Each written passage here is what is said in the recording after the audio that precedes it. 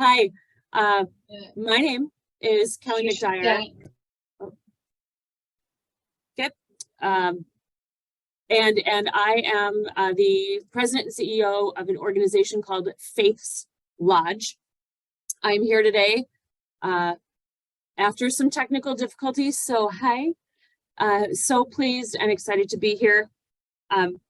Before I talk about Faith's Lodge and the reason I'm here, I want to first introduce you to my nephew, Carter William Guyan. He's the reason I am with Faith's Lodge. That's my sister at the top. Carter died at the tender age of 12 in an accident at a park. And a few months after his death, my sister went to Faith's Lodge. And Faith's Lodge, if you haven't heard of it, is a peaceful retreat for parents who are coping with the death of a child. We provide space to reflect on the past, renew strength for the present, and build hope for the future. And I got to tell you, it is a wonderful place. We opened 15 years ago. It is a year-round operation, and it was built specifically for this purpose.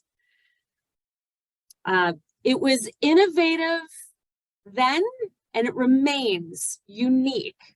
We are the only facility of our kind in the US. There have been others that have, kind of tried to jump into the space, and we welcome, there's enough grief to go around, but we remain consistent here, open, and ready to serve guests. And serve guests we have served 11,500 people from 47 states and 4 countries. And it's amazing that Google makes the world a much smaller place. I have been here since 2012. And when I tell people what I do, I often get a visceral reaction. It's a hand up and they say, I cannot even imagine doing what you do, because they don't want to. They don't want to imagine life after the death of a child. Maybe they have to imagine their own child dying and they just can't get there. Many times that statement is followed up by, I would die. I would die if my child died. And, the reality is, you don't die. You might want to. I know my sister has said that before, but she keeps waking up, she says. And she keeps waking up from what she wishes was a dream she could snap out of. And so the reality is that grieving parents have to dig deep and find a way to live after loss. So having been here now 11 years, I want to share what I've learned from grieving parents about going back to work after loss, that piece that comes after. And we all know that grief is complicated, and every loss, every story, every journey is different. But a consistent issue I've heard over the years is that one of the hardest things for a grieving parent to do after burying their child is that act of going back to work. And you know what? Most people don't have a choice. We work for purpose in our life. We work to support ourselves, our families, and listen, there's probably not enough of us that are independently wealthy and don't have to go back to work, right? So I want to talk numbers for a minute. All right, so we know from the CDC that 50,000 children die between the ages of 0 and 18 in the US every year. And to be clear, that's children that took a breath. And 40% of that number are children who died within the first year of life. Okay, so babies. Now, let's add in the children who were born that didn't have a chance to take a breath.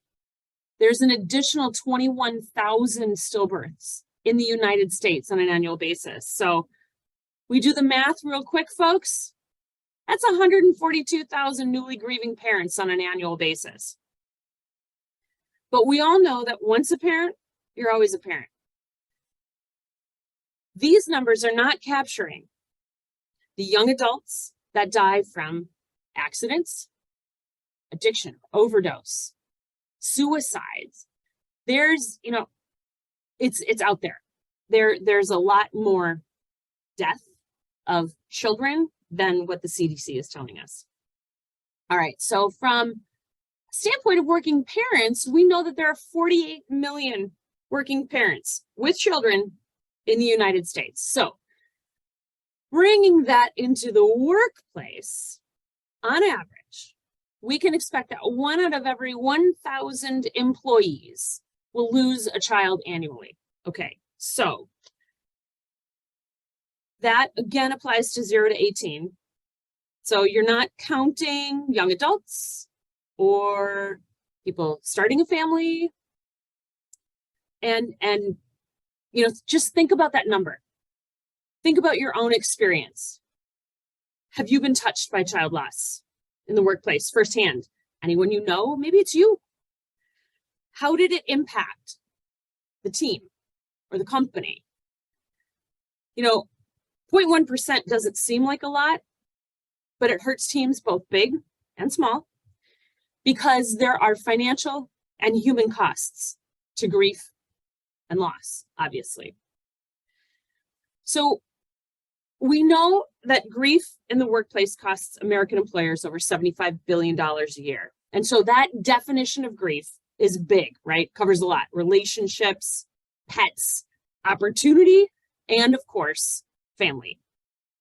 And so think of the death of a loved one, and that relationship, the death of a loved one, accounts for half of that loss, half of that 75 billion a year.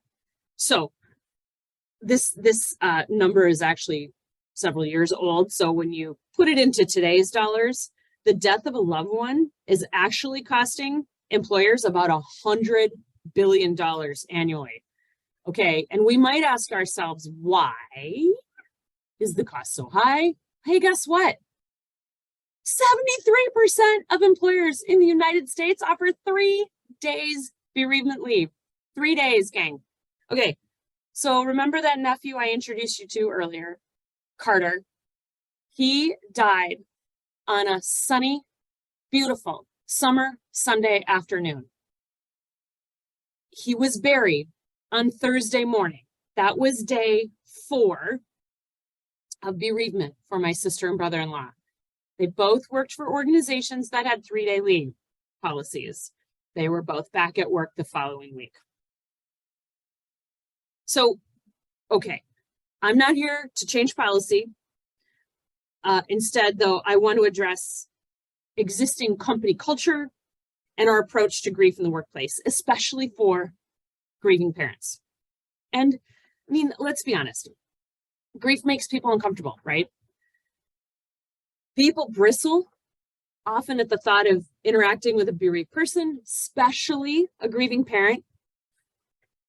And I mean, have you ever thought to yourself, oh my gosh, I don't know what to say. I don't know what to say. And honestly, I've been doing this for 11 years, and sometimes I really don't know what to say. And, even on our best day, we can jumble words and thoughts, right? So now add a little discomfort and an overwhelming urge to make someone feel better because it'll make you feel better to say something. And listen to what comes out. It's not always good. Lots of people have things to say. Many say the wrong thing.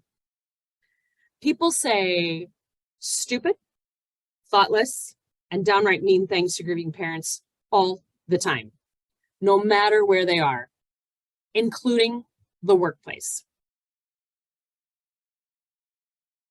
So over the years, we at Faith's Lodge have heard return to work stories from so many parents. And a common theme is that HR providers and colleagues, they avoid, ignore, and minimize grief because it makes them uncomfortable and they want to avoid it, right?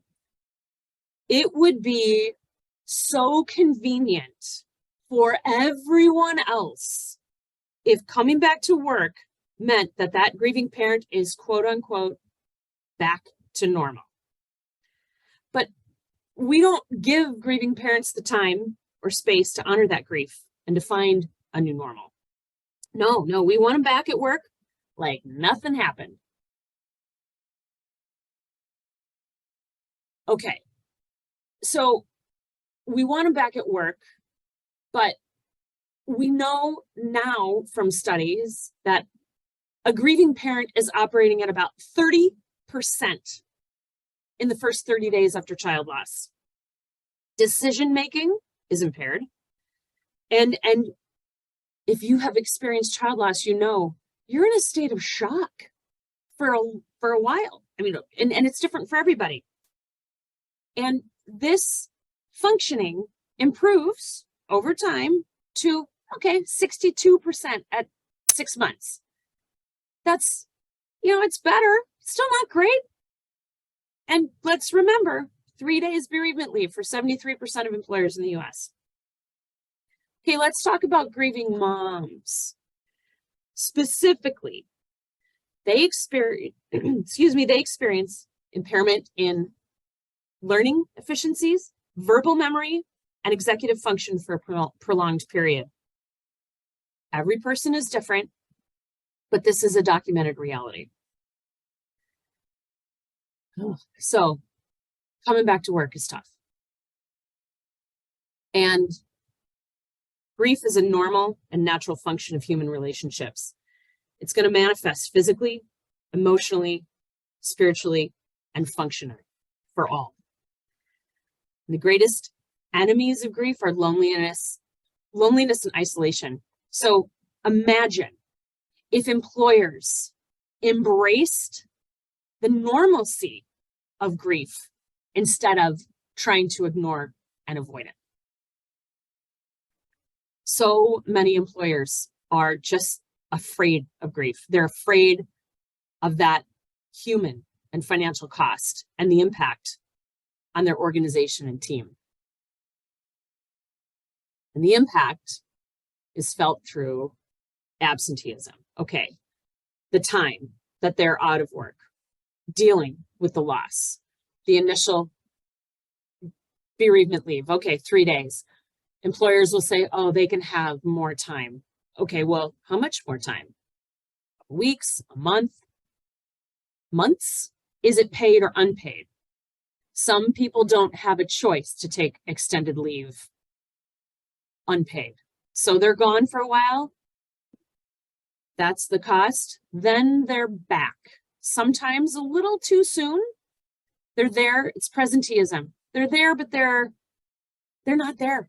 They're not working. Their computer's open, but they're not getting anything done. It's not clicking, right? The third element that adds to that cost is brain fog. Okay, now maybe they're back. It's their choice to come back. They want to re-engage. They want to be productive, but guess what? Functionally, they just can't. It's still not clicking. It's not the presenteeism, they're there, but it's brain fog. They can't focus on the task at hand. So a US study done about 10 years ago quantified the average loss to an employer is $47,000 per parent. Okay, that's kind of a middle level management, full-time person. Obviously, it's more now with the economy and you update the dollars. And again, for companies large and small, those losses they can hit hard. And this is all compounded by lower retention rates. Companies are going to lose valuable contributors if they don't know how to help a grieving parent. We all know it costs more to hire and train new people than it does to do the work to retain talent. Resignations and terminations are all a part of the stories we hear. I have a colleague here at Faith's Lodge who lost her job 3 months after the death of her baby due to SIDS. And they sat her down and they said, you're just still so sad. And you're kind of bringing down the rest of the team. So it's not really a good fit to have you here anymore. And every time I hear that story, I think, are you kidding? But it's part of the reality. We have that and other lived experiences. We've listened, again, 15 years of guests. We've listened to thousands of those parents. And what we did was we saw a need to acknowledge that human impact of child loss. And we wanted to be part of the solution to create space that honors grief, gives it room to breathe, and reduces isolation for that grieving parent, and provides them an opportunity for a softer landing and coming back to work. So we listened, sorry, I didn't advance my slide here. We created a program called Hope Works Here. And Hope Works Here is an employer-sponsored benefit that's meant to guide the transition of an employee's return to work after the death of a child. This is innovative, just like Fates Lodge was 15 years ago.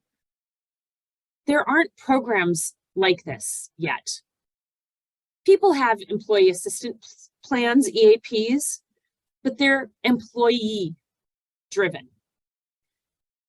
Employees have to advocate for themselves. This program is an employer saying to an employee, we've got your back. It's an immediate response. The EAP comes later. Again, go back to the thought that that grieving parent within the first 30 days after loss is operating at 30%. They're not advocating for themselves, but if you want them back at work, employer, here's something that you can do to help them. So what does this program do? It helps in 3 areas. The first one is resources. We provide resources to the employer. Hey, some people have never done this before. HR professionals are calling saying, wow, I don't know what to say or do. Guess what? You called a professional. We're here to help. We help that employer with communication to their team. We help them. We ask some tough questions to help them create a little bit of shape for that employee coming back to work. PTO, vacation time. What's your bereavement policy? We also have resources for the employee that are specific to that type of loss.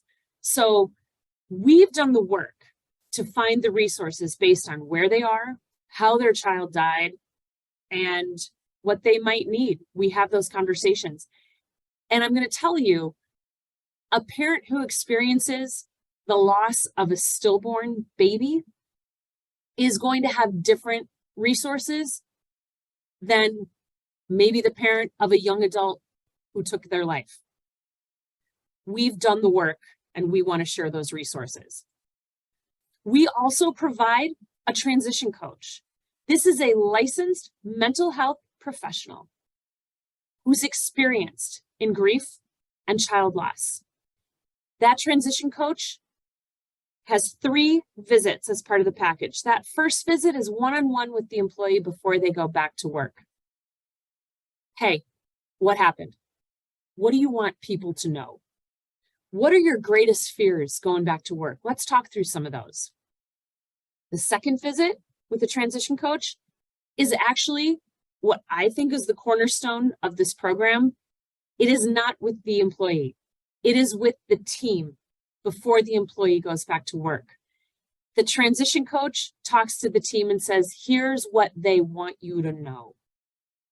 Here's how you can support a grieving colleague coming back. Here's a list of things that you're going to be tempted to say. We're going to have you try on these instead. Might be a little bit more helpful. And it's Q&A.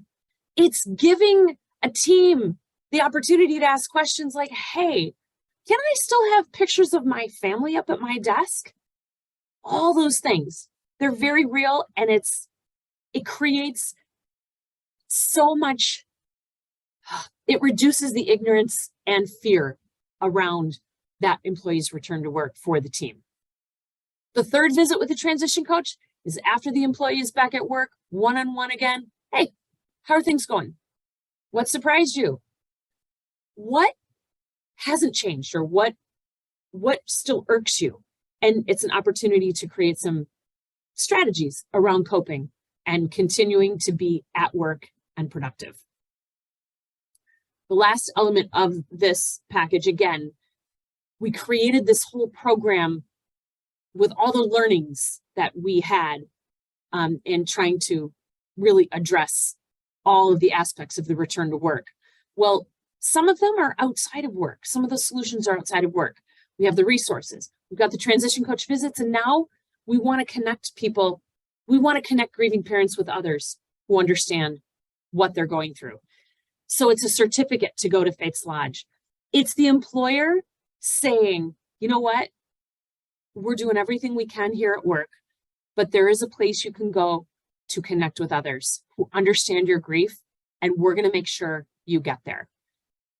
The certificate covers the cost of their stay at Faith's Lodge, and many of our enrolled organizations have covered, are prepared to cover the costs, travel costs from across the country to get to Faith's Lodge. So our goal, again, was to be part of the solution in the workplace for the problem that we're facing in terms of the culture of how we address grief. The avoidance, ignorance, and the minimization of grief kind of perpetuate that culture that drives up the very costs that irk employers. And really, to a great degree, those costs that we talked about can be avoided. They're unnecessary. They can be mitigated if employers are willing to create a heightened awareness and make some simple practical shifts in communication and look at programs like Hope Works Here, a benefit that is free for them to offer, and raise their hands and say, this fits our culture of care and compassion.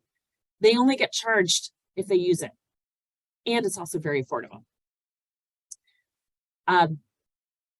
We're currently covering about 50,000 employees, and it's growing every month as we're out there.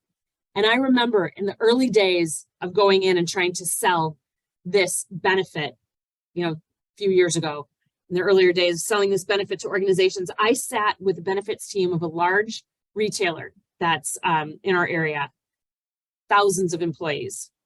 And they had a colleague on their team earlier in the year who had experienced a stillborn child. And that team, the leader of that team, said, we sat around this very conference table and asked ourselves, what more can we do to help? Because they didn't know. They didn't have resources beyond EAP. And they said, Hope Works Here, this program is the answer to that question. And that was one of the most validating, wonderful experiences I had in really rolling this out, because it felt like all those problems that we had identified and heard, we really were addressing them. And I'm proud to offer it. I'm also excited, to invite a bereaved parent who not only can share her experience of returning to work, her loss, her experience of going back to work. She had gone through and was able to use the Hope Works Here benefit. I want to welcome our friend Kate. So, hi everyone. Thank you, Kelly. Thank you for having me here today. I'm feel really honored to be able to share my experience. My name is Kate Nichols, and I'm a bereaved parent. In April 2021, I was pregnant with my daughter, Scotty. At 23 weeks pregnant, I was diagnosed with HELLP syndrome, and I had to have an emergency C-section within hours of that diagnosis to save my life. Scotty was born on April 11th. She was 1 pound, 3 ounces, and she was magical in every way. We got 6 beautiful days with her. They were extremely complicated, but they were some of the best days of my life. And she died on April 17th. As Kelly talks about the stats of bereavement leave for most parents, honestly, I was horrified at the thought of returning to work after 3 days. In my experience, I was incredibly fortunate that I got to take a medical leave. I had a C-section and I had to physically heal, but that time was even more important for me to be able to process that initial shock and the grief that came with the really traumatic situation my family had been through and the loss of our daughter. When Kelly spoke about the diminished cognitive functioning of a grieving parent, I felt that every day. Even when I was not actively thinking about Scotty at the forefront of my mind, or even when I didn't look sad or visibly like a grieving parent to an outsider, there was this background processing that was taking place, and even the most basic of tasks were hard to focus on and easily exhausted me. Just like going to another room and remembering what I went into that room for, like just the most basic things. I had never felt something like that before. Even early in my maternity leave, I remember feeling so anxious about how I could possibly return to work.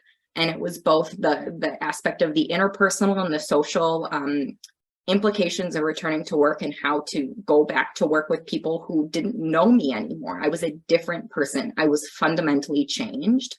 But then also the work part of it. How would I possibly get my job done when I was in this fog that I could not shake? I feel incredibly fortunate to have a person I consider the world's most wonderful boss. Her name is Carly. I always thought she was amazing, but in this moment of grief, I came to realize that even more. She has a very dear friend who lost a baby to SIDS years ago, so she was uniquely positioned to support me in a way that many other bosses would not have been. She told me about the Hope Works Here program, which my employer offers. And honestly, I didn't know if it was something I wanted to engage in. But after thinking about it, I decided I would rather just hear what the resources were and what the program would look like. And I didn't want to be left wondering if there was a resource that I could have used that would have made my transition back to work easier for both me and my team. So I decided to engage with the program. I spoke with a transition coach who I was matched with through the program. Her name was Jessie, and she's specializes in helping grieving parents, but she was also a bereaved parent herself. So I found it incredibly helpful to talk to her, especially somebody who truly had been in my shoes. The two most important things that I did to help ease my transition back to work were, the first one was that I wrote an email to my team where I shared Scotty's story in my own words. I explained how it felt to me to be a grieving parent. I work with a lot of people in my role, and I did not want to be left wondering who had heard the story, what they knew, do I have to fill in the blanks? I wanted to ensure that everyone who I would be working closely with had a baseline level of information, so I could come back to work knowing that they heard my story and they heard it in the way that I wanted it to be told to them. And then the second most useful thing was the second session that Kelly talked about, where the transition coach spoke with my team and explained some of my wishes about going back to work. Both explained just grief and what it meant to be a grieving parent, but then also what it means to me. This was incredibly important to me because one of the most challenging parts of being a grieving parent in my experience is that you are suddenly expected to be an expert in a space you have never been in before. Everyone is asking how they can help you. They want to know how to support you. And as the grieving parent, you don't know. You don't know what life looks like an hour from now. And what you need from those around you might be different from day to day. So it was so helpful to have somebody else go in and be the grief expert for my team before I had to re-engage. What was really, I think, important for my team sitting on the other side of this was that this was a really emotional meeting for some people. There are members of my team who had also just recently returned from maternity leaves themselves with their own babies. And so to hear about the experience of a grieving parent and put themselves in my shoes, that's a really hard thing to do. And it allowed them to ask Jessie questions and receive that information and have the emotional response without me needing to be the recipient of it and me needing to take on the emotional burden of other people in a moment that I already had enough of my own emotions to deal with. The biggest thing that I wanted to communicate to my team, both in my own words and then through my transition coach, were that I am still a parent.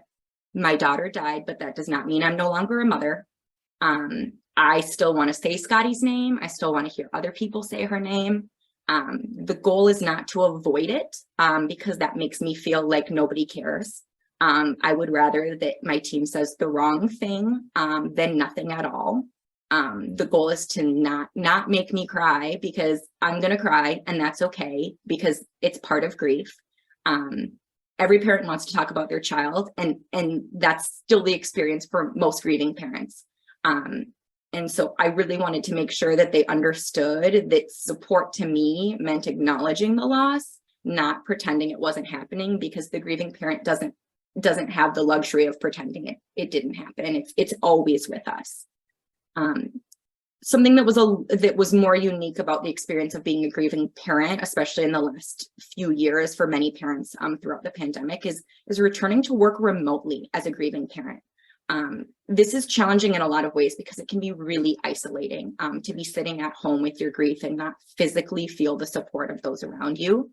For me, I actually found it incredibly helpful to ease that transition back to work.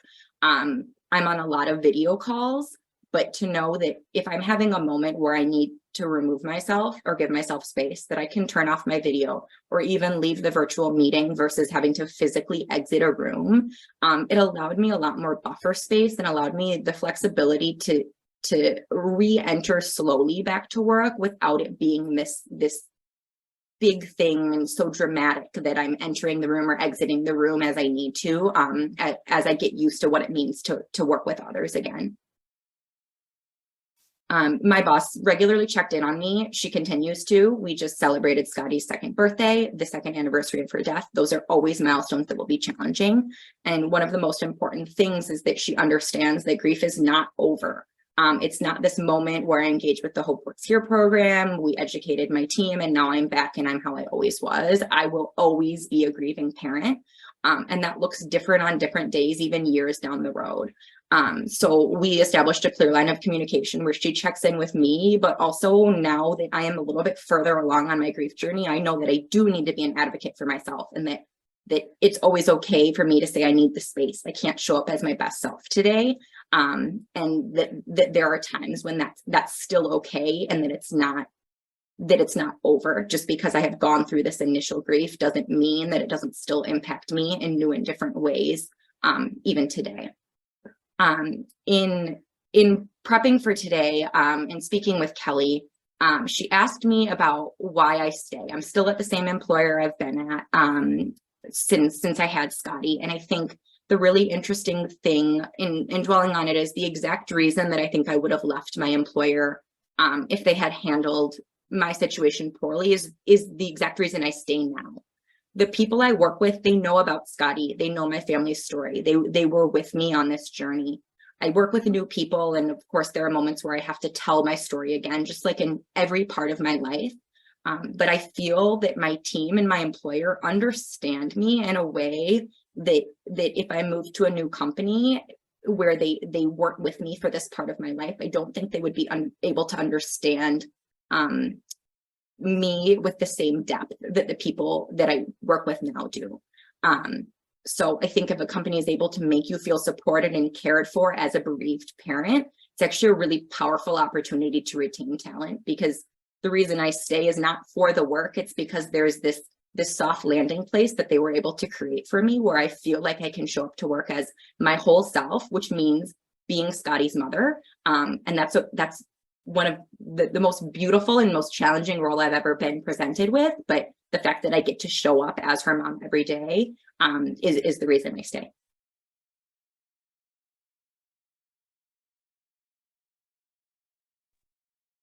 Oh my gosh, I'm feeling all the feels right now. Thank you, Kate. Hi, everyone. I didn't get a chance to introduce myself, Jennifer, but I am so elated to hear about how this works and how I think about my own experience of losing my son at birth unexpectedly. And there you're addressing at Hope Works Here the 360, the whole person and all the needs and all the layers, so that you do have that soft landing, because way too much of the burden ends up on the bereaved parent without it. And thank you for addressing all of that, Kate, and sharing Scotty with us. And thank you, Kelly, for all the data. I think it's very surprising for all of us to see what some of that data is out there, and that 73% of companies have 3 days of leave. And we all know and feel, anybody who has cared for a bereaved family member or been that ourselves know that that's really unreasonable. So thank you, everyone. And we will open it up for questions in case anybody has any. Okay, where is the lodge located? Oh, that's good. And cost. Yeah. Is it okay if I just jump in? Okay. Go for it. The lodge is located in Danbury, Wisconsin, and that is 2 hours north of the Minneapolis metropolitan area. So the nearest airport is MSP, and you'll need to rent a car to get up there.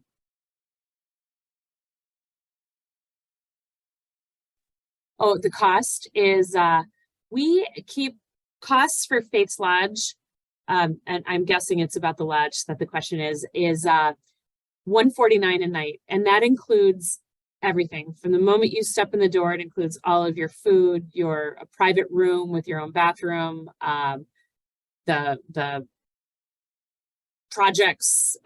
We offer massage therapy. There's yoga, mindfulness. Any providers that we bring in, that's all included in the price. And we're able to offer that affordable. I feel like it's affordable because we do fundraising all year round. So the actual cost of having a family in a room for the night is closer to $500. But we try to keep that cost for first-time guests very accessible so that anybody who wants to come can come. And anyone who says, I can't afford it, they just have to tell us, and they don't have to. They don't have to pay. They can still come and get all the same services. So, and HopeWorks here, if someone was wondering how much that is, it's actually $3,995 per case from start to finish for everything. Wow, that's amazing. Yeah, I wish I'd had it. I also wanted to put this out there for people that watch this in the future or now, but would you say, Kelly, that also any perinatal loss, whether it's a miscarriage or a traumatic loss like what Kate went through, or a termination for medical reasons, any sort of a perinatal loss, you know, not necessarily a child, living child, but any form of loss can really have the same impact in terms of the grief, in terms of the workplace. Would you agree with that a lot of that data and a lot of what you presented can apply to perinatal loss? Absolutely. Absolutely. And some of for the programs that we do at Faith's Lodge, it's hard to keep up with the perinatal loss demands, whether it's stillbirth in, later term, or even I'm not in the medical arena, so forgive me, what we call pregnancy loss, from anywhere from, 12 plus weeks. We find that the window of grief for earlier loss is a little shorter. So we're not as well equipped to handle the early loss, but to answer your question, Jennifer, absolutely. The feelings, the grief isn't necessarily any less important because it's perinatal loss versus a child, who took a breath. So. Yeah, thank you for addressing that. So Stephanie says, my daughter died last month and starting a new job. She doesn't know her coworkers yet. And then also will be managing a team. So do you have any tips on how to address this? Is that to me or Kate? Oh man. That's a good question. I bet both of you, feel free, both of you. Yeah. Well, Kate, you consider your answer and I'll give a brief one. I would say I would talk to your HR, whoever hired you, talk to your HR department and talk with them a little bit about how you want to share that story. And I think, Kate, you're probably in a better position to address that because you did a little bit when you talked about the reason you stayed at this one spot. But if it were you, how would you share your story? If it were me, I would consider writing something to your team. If you work with your team in a capacity that allows you to send an email. I think in my experience, it's a lot easier to put it in writing and put it out to your team without having to have the face-to-face interaction. I've done it both ways as I've worked with new people, and to see, I mean, every bereaved parent knows when somebody asks, oh, do you have any kids? And they expect a simple answer, and your face drops and you have to share your story with them, and then they're uncomfortable. It's this moment that's really challenging for people on both sides, especially when you think about you being new in the workplace, in your new employer. I would consider writing something and just thinking about if that's sharing your story that way allows everybody to hear it at once. It saves you from having to share it a bunch of different times, and also allows you to spend a minute to think about how you want to be supported in it. Do you want to talk about it? Do you not want to talk about it? But at least that way, they've heard it. That has always been my stance with work. There have been people that I've worked with who've handled it really well and really poorly, even in the wake of using the Hope Works Here program. But I know that I've asked for what I need, and then if people choose to meet me there, amazing. If they don't, I know I did what I needed to for myself, and that's all I can do.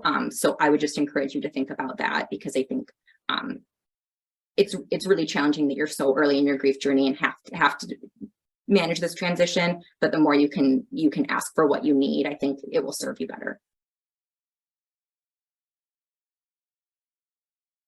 If I could jump in and add something to what Caitlin said, thank you so much, both of you, for being here. I'm Betsy. I'm also with Return to Zero. Came in kind of last minute here, but really honored to hear this webinar today. And I wanted to add that if you are not comfortable also being the one who verbalizes your lost story, is it possible to find an ally within your workplace who could actually deliver that message on your behalf to the employees and your employer? So that is another strategy that might be helpful for you, Stephanie. And I'm so sorry. That is very recent time to be going back to work. Very difficult. So sending love.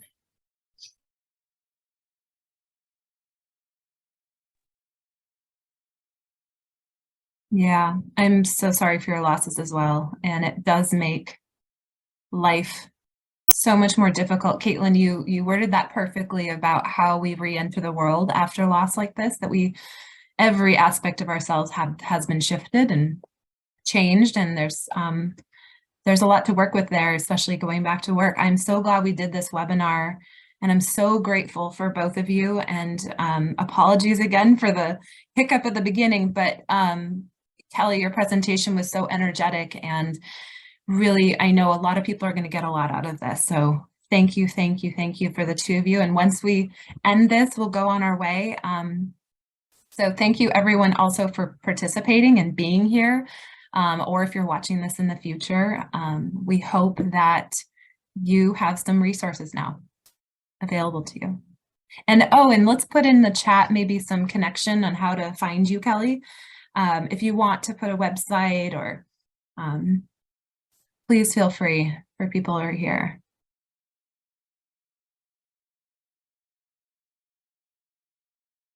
I will put our website in the chat, and thank you so much for the opportunity to share these things that we've learned.